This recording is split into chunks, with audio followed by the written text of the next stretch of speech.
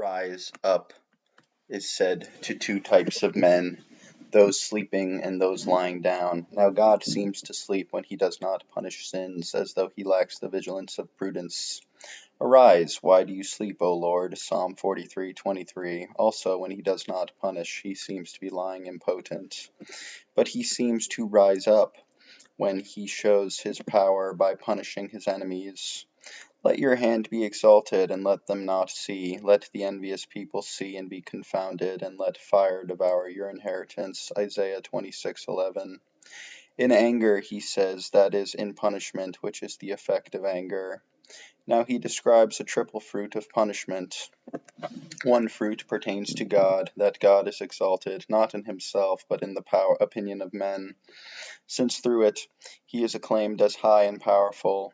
And so he says, Arise, as if to say, Humble my enemies, and in this you will appear exalted, for as you have been magnified in us in your sight, so you shall be magnified among them in our presence. Sirach 36:4. And he says in the borders that he should humble them completely, and that nothing should remain of their borders to be taken. Jerome has, Arise angrily over the enemies, as if to say, Be angry, and in this arise. Another fruit pertains to David. The Lord has sought for a man according to his own heart, and he has commanded him to be prince over his people. 1 Samuel 13:14. And David said about himself, The Lord commanded me that I might be the ruler. 2 Samuel 6:21. Therefore this command seems to have been made void when David was brought low, and so he says, Arise in the precept which you have commanded, that is, that I should be head in the kingdom. And so Jerome has, Rise up to me in the judgment which you have commanded. Another fruit pertains to the people. In the old law, some leaders were chosen by the people, but the highest leader was chosen by God alone. May the Lord, the God of the spirits of all flesh, provide a man. Numbers 27:16. When you have come into the land which the Lord your God will give you, and possess it, you shall say, I will set a king over me, as all nations have that are round about. You shall set him whom the Lord your God shall choose. Deuteronomy 17:14-15.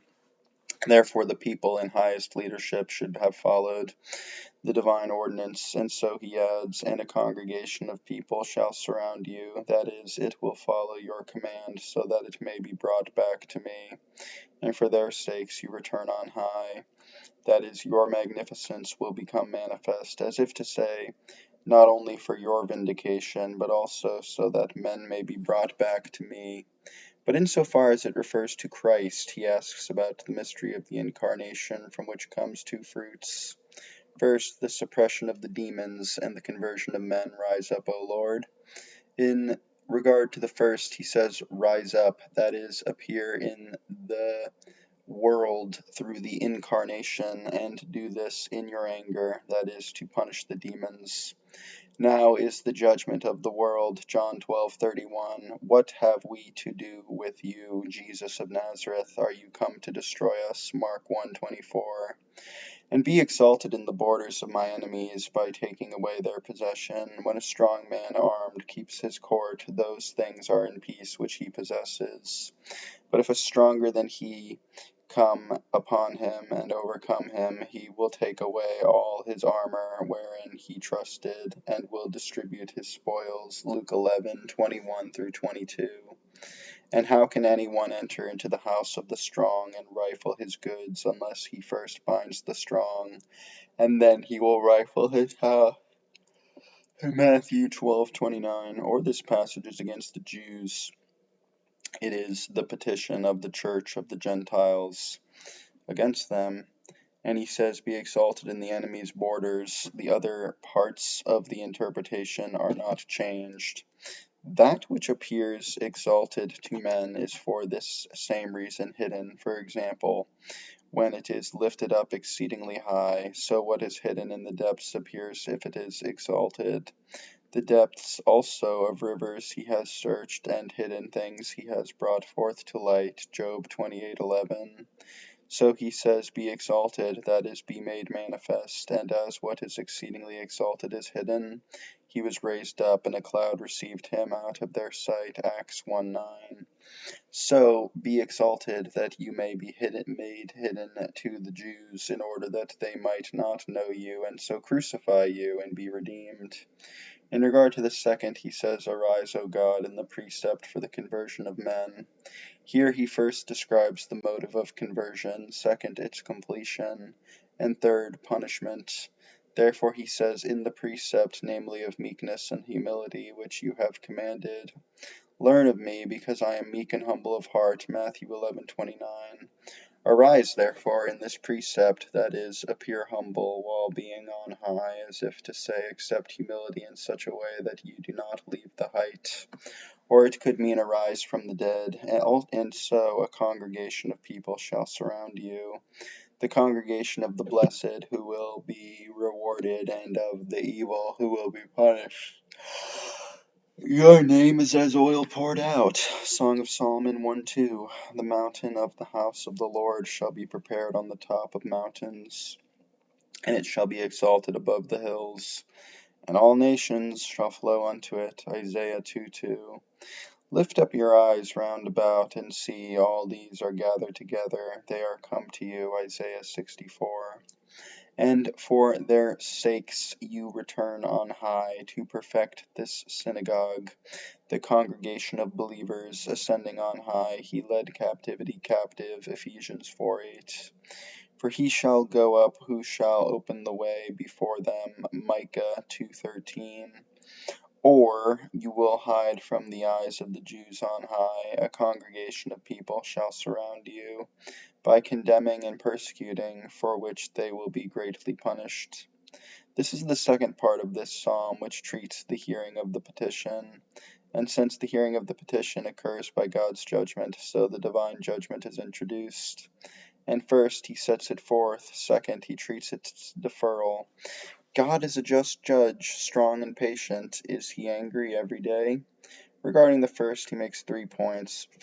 He first sets forth the judgment itself. Second, its manner. Judge me, O Lord. Third, the particular characteristics of the judge, the searcher of hearts and reigns of his God. Therefore he says, I have enemies persecuting me, and I ask for divine help to be freed. And I have confidence about this, because the Lord judges the people, for he judges the world with justice and the people with his truth. Psalm 95:13. The Lord stands up to judge, and he stands to judge the people. Isaiah 3:13. And note that after he has said, and for their sakes you return on high, he adds something about judgment, since after the ascension he will return to judge. Just as you have seen him going up into heaven, so he shall come to judge. Acts 1:11. He describes the manner of judgment in the form of a prayer, since by praying he shows what will happen in the judgment, saying, Judge me. And first, he describes the repayment of good people. Second, the punishment of evil ones. Sinners shall be brought to naught. In judgment, 2 things are repaid, since good things will be given to the good, and evil to the evil. Therefore he who is good and free from evil will have an abundance of good things, and a removal of evil things. He who shall hear me shall enjoy abundance without fear of evils. Proverbs 1:33. And so, in regard to this first aspect, he says, Judge me, O Lord, according to my justice, which you have given to me, according to which I am just, and it is justice that you should repay good things to me. Blessed are those who hunger and thirst after justice, for they shall have their fill. Matthew 5:6. In regard to the second aspect, he says, according to my innocence, and it is justice that they should suffer no evil. The innocent shall be saved, and he shall be saved by the cleanness of his hands. Job 22:30. And note that he asks for the judgment to be in accordance with justice. Above, in the penitential psalm, he speaks that it should be in accordance with mercy, not remembering his own merits, But now, since already justified, he has done some good things for which reward is owed. He asks to be judged according to justice. His saying, "Upon me," expresses that the justice and innocence of man are not from man, but from God. Contrary to his asking that he receive goods and suffer no evil, is the argument that sometimes it is good and useful to be oppressed by evils, and further that the good have evils in this world, and the evil have goods. Remember that you did receive good things in your lifetime, Luke 16:25, and a reason for this is given for this. The wickedness of sinners shall be fulfilled, that is, shall reach an end. He who is filthy, let him be filthy still, Revelation 22:11. Note that sometimes God delays punishment so that the predestined may be converted. Therefore the Lord waits that he may have mercy on you, Isaiah 30:18.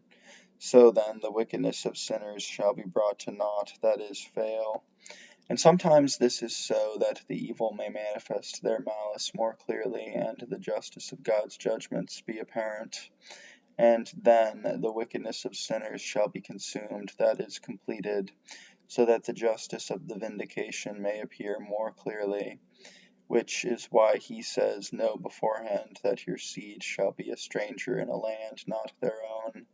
For as yet the iniquities of the Amorites are not at the full until this present time," Genesis 15:13 and 16, "and he gave him no inheritance in it, not the pace of a foot, but he promised to give it him in possession, and to his seed after him, when as yet he had no child," Acts 7:5.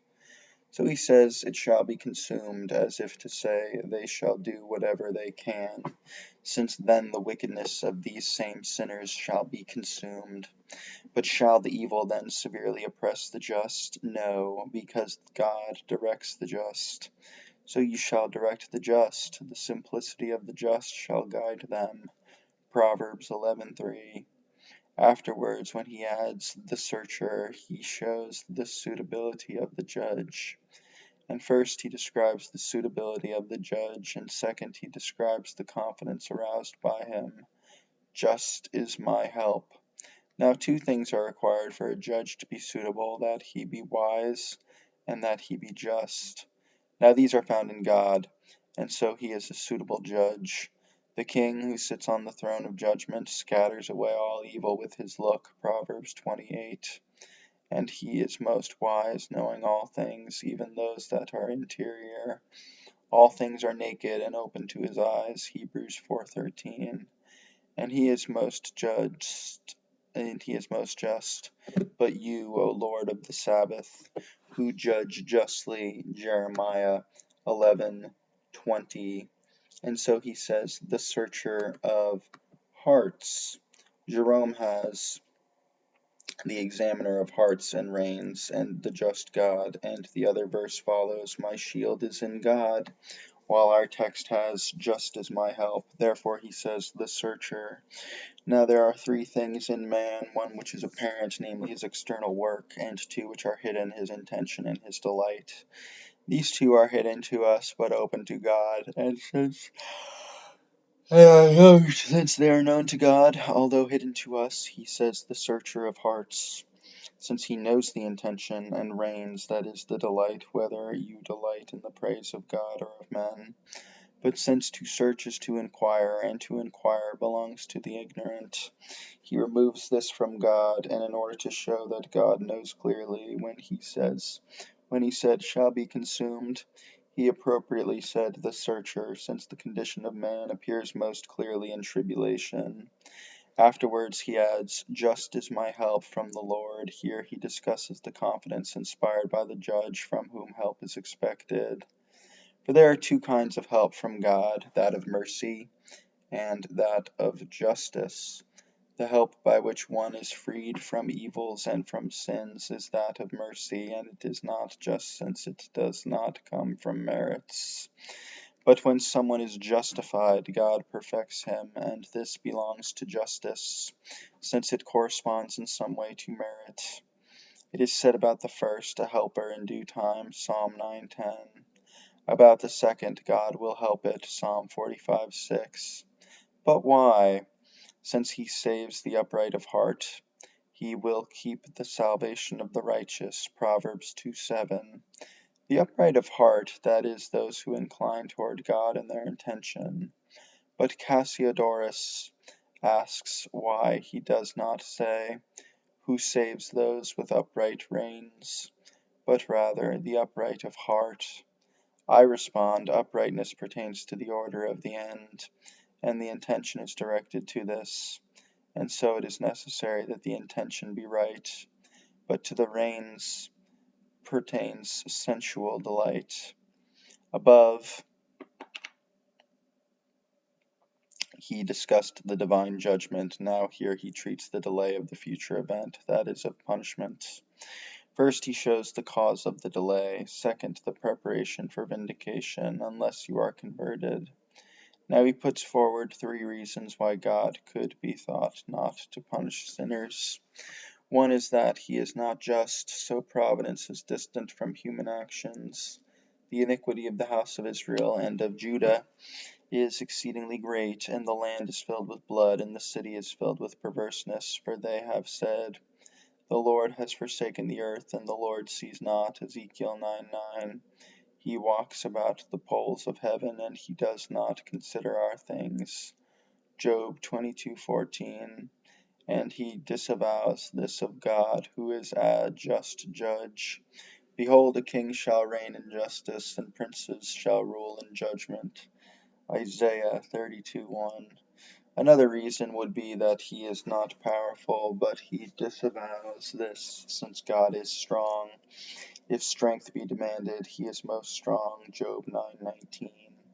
Therefore, what is the reason that he is patient? That he is patient. Therefore it asks, is he angry every day? That is, he does not punish on any day whatsoever, but waits for a time and overlooking the sins of men for the sake of repentance. Wisdom 11:24. The Lord waits that he may have mercy on you. Isaiah 30:18. The thrasher shall not thrash it forever. Isaiah 28:28. Jerome has threatening the whole day, that is, through sacred scripture. Afterwards, when he says, unless you are converted, he shows that the Lord prepares himself to inflict punishment, although he delays for a reason, and he describes the preparation here, first on the part of God punishing, second on the part of the man punished, or the receiver of the punishment. Behold, he has been in labor. The preparation on the part of God is described according to the preparation of man against his merits or sin, since to God the wicked and his wickedness are hateful alike. Wisdom 14:9. As a man prepares himself with a sword against enemies who are near, but with a bow against those who are distant, so the divine vindication against those who seem to cling to themselves and who can see the cause of punishment is called a sword, as though against those who are near, but a bow against those far off, and so he does not immediately punish you, but prepares himself so you may be converted. Unless you are converted, he will brandish his sword. He has bent his bow and made it ready. This is the vindication. Flee from the face of the sword, for the sword is the avenger of iniquities. Job 19:29. His dart shall go forth as lightning. Zechariah 9:14. He will brandish to terrify, and therefore and toward those near to strike them more forcefully. Since unless a man is converted through threats, he will cut him down forcefully. Maximus Valerius. The divine wrath goes forward to vengeance by slow steps, and makes up for the slowness of its punishment by its seriousness. Jerome has, he sharpens his sword, that is, he will prepare a greater condemnation. If I shall sharpen my sword as the lightning, Deuteronomy 32:41. Do not think that I came to send peace upon earth, but the sword. Matthew 10:34.